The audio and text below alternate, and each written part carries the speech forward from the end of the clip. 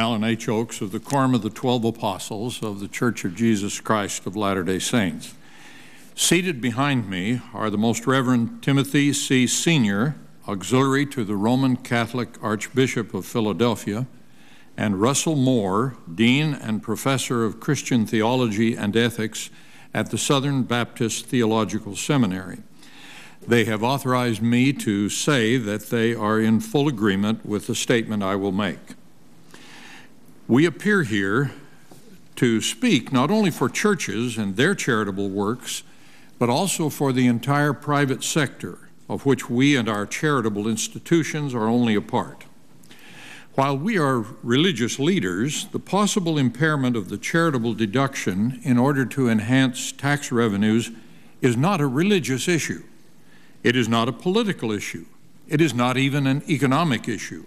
It poses a question about the nature and future of America. The charitable deduction is vital to the private sector that is unique to America. Astute Alexis de Tocqueville observed, "Whenever at the head of some new undertaking you see the government in France or a man of rank in England, in the United States, you will be sure to find an association." Today, millions of these private associations, religious and charitable, are responsible for tens of millions of jobs and innumerable services that benefit our citizens at every level. I speak of private educational institutions, hospitals, social welfare agencies, and countless other organizations ministering to the needs of children, youth, the aged, the poor, and citizens generally. The financial well-being of this private sector is dependent upon private contributions that qualify for the charitable deduction.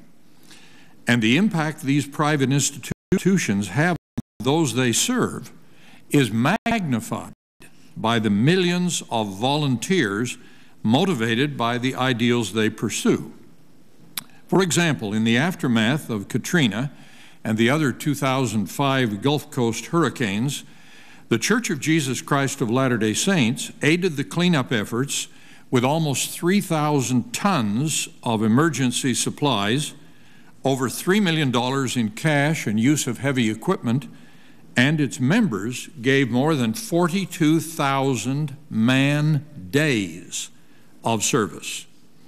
Other nonprofit organizations provided over $3.5 billion in cash and in-kind donations to help with the relief efforts. Another example concerns the unique role of our nation's churches, synagogues, and other religious organizations. John Adams wrote, quote, "Our Constitution was made only for a moral and religious people. It is wholly inadequate to the government of any other." This wise founding father explained, "We have no government armed with power capable of contending with human passions unbridled by morality and religion. Avarice, ambition, revenge, or gallantry would break the strongest cords of our Constitution as a whale goes through a net." Our nation is held together not just by law and its enforcement, but by voluntary obedience to the unenforceable and by widespread adherence to norms of right and wrong, such as the vital principle of honesty. For a large proportion of our citizens, these essential norms are grounded in the principles of our religious beliefs, taught in our churches and synagogues. There is no need to provide other examples. Throughout your life, each of you senators and those you love have personally benefited from a host of private organizations, some church-related, but many not. The private sector of charitable activity is almost unique and surely uniquely valued in America. And we all understand that its activities are funded by private donations, produced or importantly stimulated by a charitable deduction that reduces the donor's taxes. Some economists and other scholars contend that this is in effect a tax expenditure because tax revenues are reduced by the benefit granted.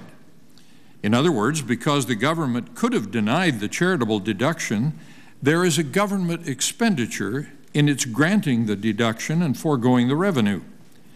By that reasoning, the personal income we think is ours is really the government's because of its choice not to take it away by taxation.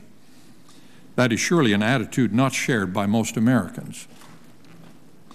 We are grateful for deductions which encourage donations to churches and other charities.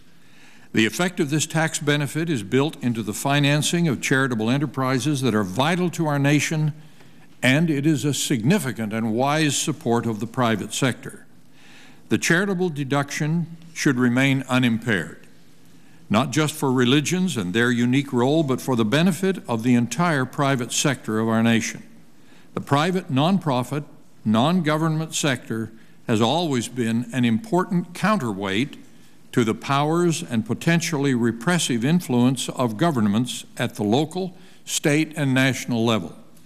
The private sector is essential to preserving pluralism and freedom in our nation. Don't reduce the charitable deduction. Well, thank you, Elder Oaks. Dr. Sterling. Thank you, Mr. Hatch, members of the committee. It's